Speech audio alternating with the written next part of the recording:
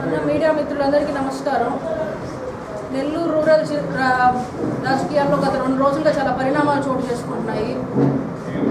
ఈరోజు ఇంకా చాలా ఎక్కువ పరిణామాలు చోటు చేసుకున్నాయి. అసలు ఏం జరిగింది ఒరిజినల్గా అనే దానికి బయట వచ్చేదానికి చాలా వ్యత్యాసం ఉంటుంది.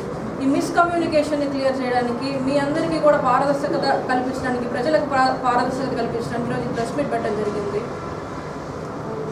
మొదటిగా ఏంది, 2 రోజుల క్రితం వేదాయపాలెం ఆ ఏరియాలో టీడీపీ కార్యకర్తలు ట్యాబులు పట్టుకొని ప్రజలన్నీ మీరు ఏ పార్టీకి ఓట్లు వేస్తారు అని చెప్పి వైఎస్ఆర్సీపీ అని చెప్పిన వాళ్ళు ఓట్లు తొలగించడం స్టార్ట్ చేశారు. ప్రజలు దాన్ని చూసి మా కార్యకర్తలకు చెప్పారు. మా కార్యకర్తలు వెళ్ళి వాళ్ళు ప్రశ్నించారు.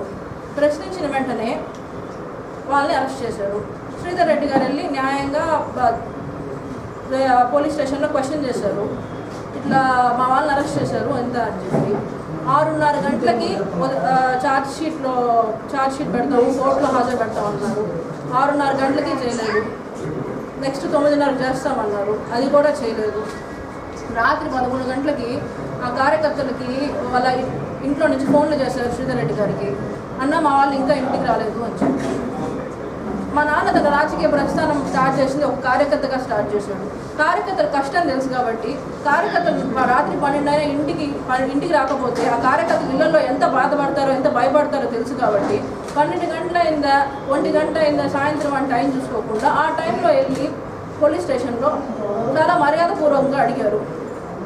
ఏంది మీరు 9:30 అంతా చేస్తా అన్నారు, కోర్టులో హాజరు పెట్టలేదు అని చెప్పి. దానికి వాళ్ళు చెప్పిన సమాధానం ఏంది, ఆ టైంలో 5వ టౌన్ సీఏ గారు ఒక ఎమ్మెల్యే స్థాయి వ్యక్తి కనీసం ఆ పదవి కన్నా గౌరవించవచ్చు, వెళ్ళి మర్యాదపూర్వకంగా మాట్లాడాలి అనుకుంటే ఆయనతో ఎవరి కారు ఇది, కారు బయటికి తీయండి అంటే లెక్క లేకుండా ఎమ్మెల్యే గారు కారు అంటే ఏ ఎమ్మెల్యే కారు అయితే ఇక్కడి నుంచి బయటికి తీయండి, ఇంత అంటే ఎవరి ప్రోద్బలం లేకుండానే అన్నీ జరుగుతున్నాయని మీరు అనుకుంటున్నారా?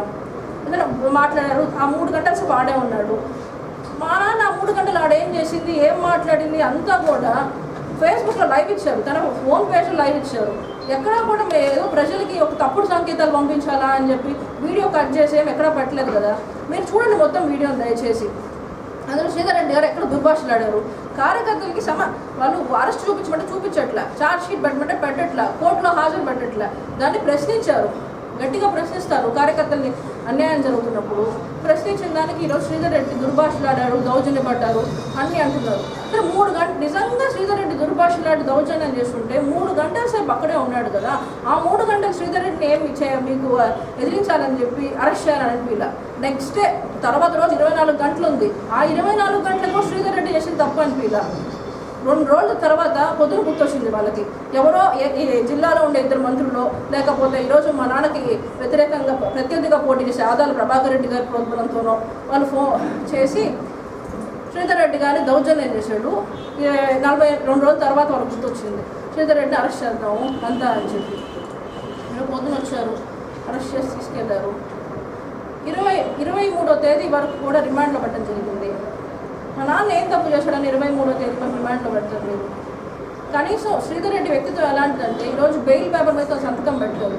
నేను బెయిల్ మీద సంతకం పెట్టను, నేనేం తప్పు చేయలేదని నమ్మకం ఉంది, నేను చేసిన తప్పు కాదు, నేను సైన్ పెట్టిన సైన్ కూడా పెట్టలేదు. మంచినీళ్ళు కూడా తీసుకోకుండా అక్కడ ఆమరణ నిరాహార దీక్ష చేస్తున్నారు.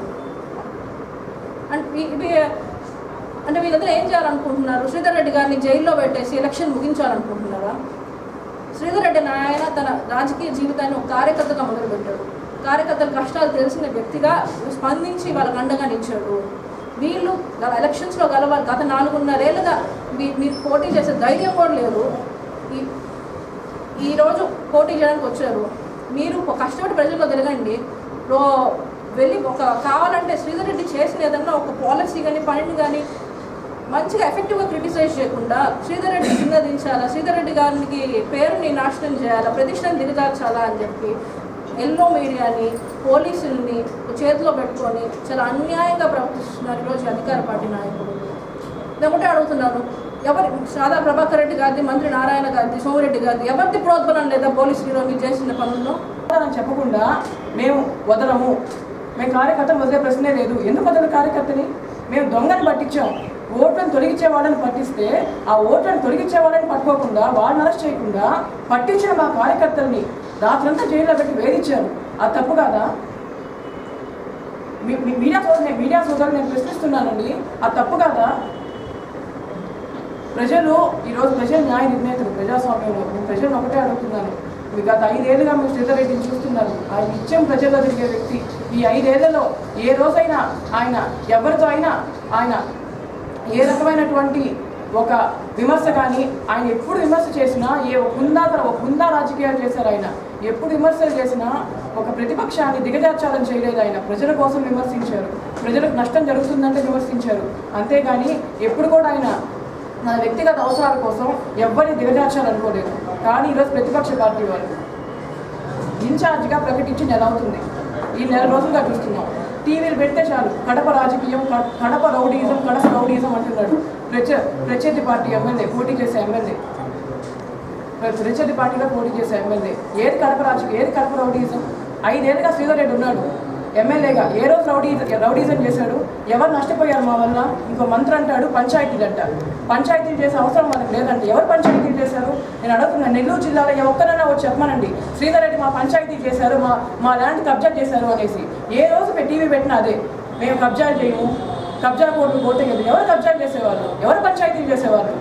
డబ్బులు సంపాదించుకోవాల్సిన అవసరం మాకు లేదు.